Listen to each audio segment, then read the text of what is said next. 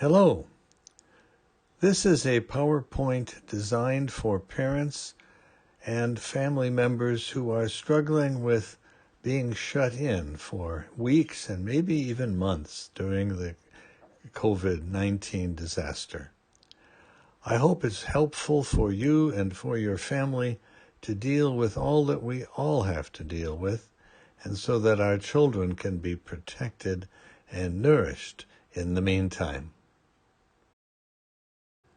Ages and stages is an important set of concepts when we're trying to understand our children who are going through an unusual stress. Children find that their experience of life is different than ours is, and that all depends upon the age and the stage of development of our children. That's so for every experience. Disaster experiences are no different. Children's response to a disaster, such as our coronavirus disaster, is different depending upon the stage of their development. Children who feel generally secure will adjust easier than those who have more limited skills and less ability to recover from disappointments and from uncertainty. Ask yourself, how does your world differ from that of a child? Certainly you have different means to measure whether or not you are secure. You and I might think we are secure if we have enough money, if we have a safe house, if we have a solid job, and if we have a good relationship with other members of the family. Children might find their security quite differently. Some smaller children, for instance, don't know that they are secure unless they have their favorite teddy bear in bed with them. Children have different ways of measuring security than we do, and it's important for us to make sure that their objects and their realities of security are provided for them. How do you know what will happen tomorrow? Well, since you are pretty much in charge of your schedule, that's fairly easy. For a child, it's not so easy, because we make their schedule. It's important then for us to communicate with our children so that they can have a sense of security about what the future days or future hours hold. What kind of things are you afraid of? They are different than that of your child, are they not? And what do you need to do to go to sleep? Children need something different than adults. Children need a regular routine, a bedtime ritual. They need maybe a story and a prayer and a tucking in and a hug. Whatever it is that children need to go to sleep and to feel secure, we need to repeat those rituals even at a time of stress. And ask yourself, can you speak your feelings? Certainly, if I asked you, how do you feel? You could describe it maybe in great detail. But children cannot. They don't have the vocabulary, they don't have the verbal skills, and they will show their feelings by their actions rather than with words. If children have limited information, they sometimes are not verbal enough to ask for the information they need to complete their concept, their plan, or to feel secure. And so if they don't have information, they will fill in the blanks at times with inaccurate information. So it's important that we keep children informed as to what is going on, and especially keep them informed regarding how we intend to keep them safe, keep them entertained, keep them educated, keep them healthy, and keep them well fed. Uncertainty has a greater impact on children than it does adults, because adults have had stressful times in the past, and they have used skills and strategies to overcome those dangers of stressful times. Children without having had that successful history in their lives, sometimes find it difficult to believe that they can survive unforeseen stresses and disasters. It's important for us then to teach children the strategies they need in order to overcome whatever bothers them. If adults are stressed and they change their behavior, this brings a sense of loss of sense of safety and security to our children. Our children will react to our behavior, to our tone of voice, to our mood. So it's important that if we have a change in our own behavior, we can verbalize that with our children. And as much as possible, we should treat them the way we have always treated them, even before the corona disaster came upon us. Children focus on the present, not on the future. It's important for us to remember that if children can be made happy and feel secure in the present moment, that is enough. They find it difficult to look into the future and know that our promises of future security will in fact take place. The younger the child, the more this is so. Locus of control is the concept of how you feel your life will turn out. Where is the control to guarantee your own personal success? There are people who go through life feeling that the locus of control in their life is external to them, that they are not in charge of their own ability to be successful, but rather the system is against them, or people are against them, or whatever. But children have a locus of control that is external and need to grow into an internal locus of control where they can feel that they themselves are in fact able to control the outcomes in their lives. We need to understand that the younger the child, the more likely their locus of control is external. They don't feel it lies within them. And so we need to assure them that those who take care of them will do their job in a loving and supportive way, even as we also teach them to accomplish life's tasks so that they can, in fact, become in charge of their own welfare. This teaching opportunity comes in spades, if you will, during a disaster. Now we can show children, because the situation has changed, you can still take care of yourself and guarantee your own success. If they can learn that in a disaster, a high-stress situation, they will gain confidence in their own ability to do this elsewhere in life. We all express our emotions, but adults are capable of doing it verbally. Children express their feelings by their behavior.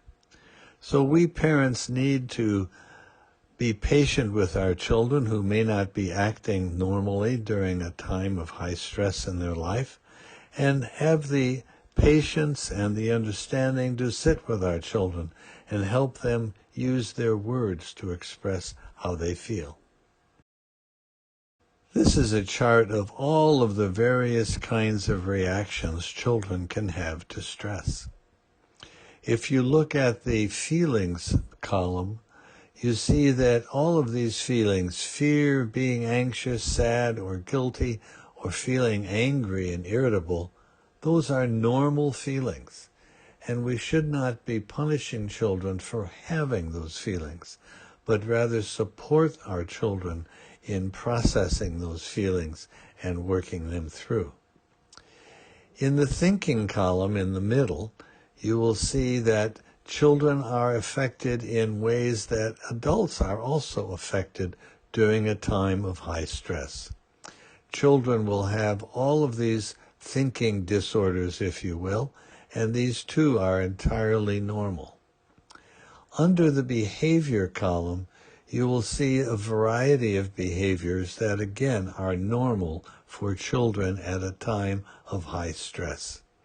it's important for us to realize that we too, we adults, also will be having behavior changes because of the stress, and try and be as patient with our children as we want them to be with us.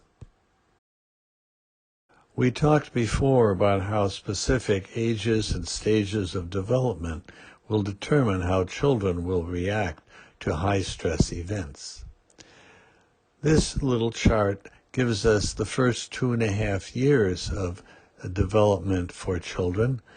Look at the chart and see what the major developmental monuments are for your child at this point in their life. Here's the chart for slightly older children.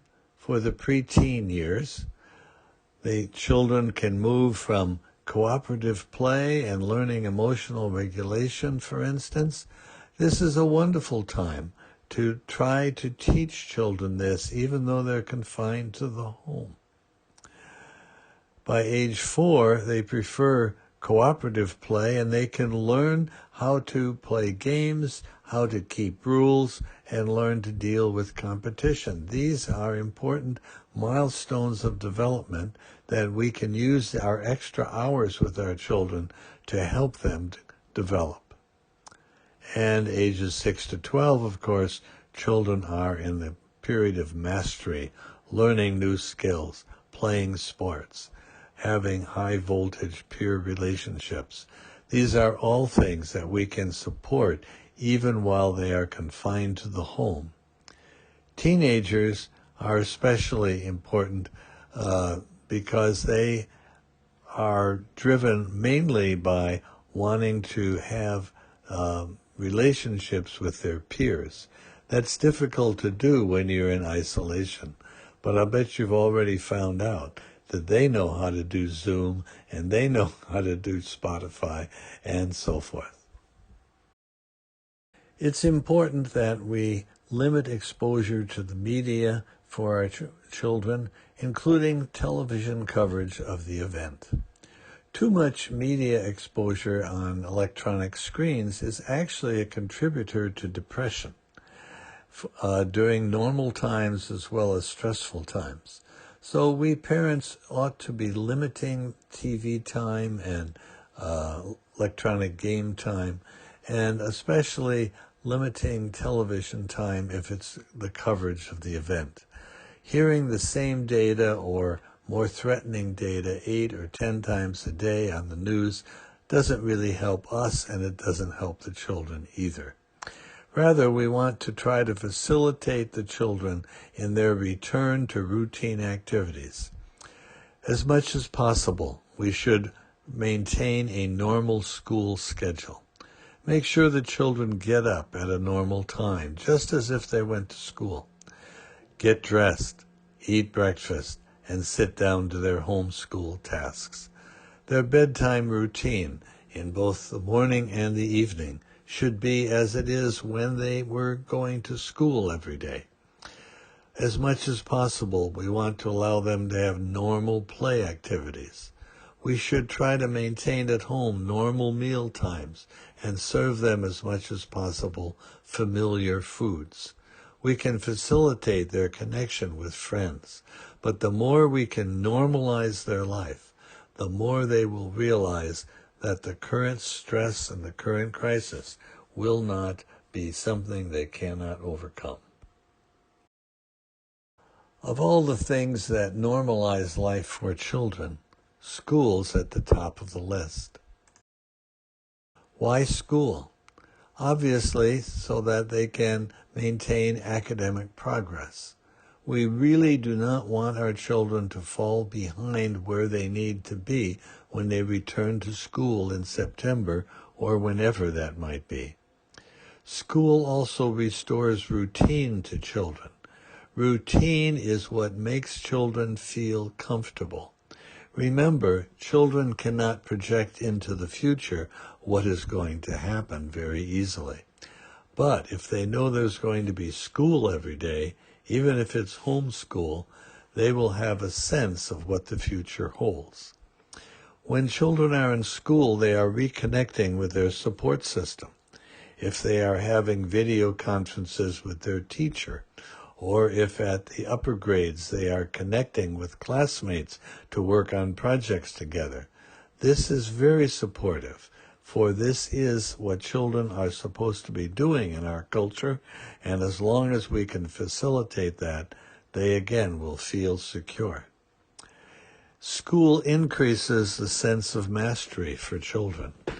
Children may feel like the future and the present too, for that matter, are not in their hands, that they really cannot control what is happening or what's going to happen.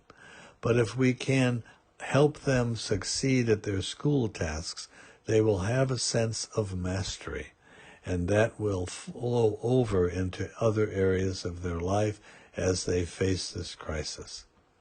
And school also finally gives them a place to tell the story of the disaster in a familiar and safe environment with their peers, or sometimes with grandparents or others outside the home.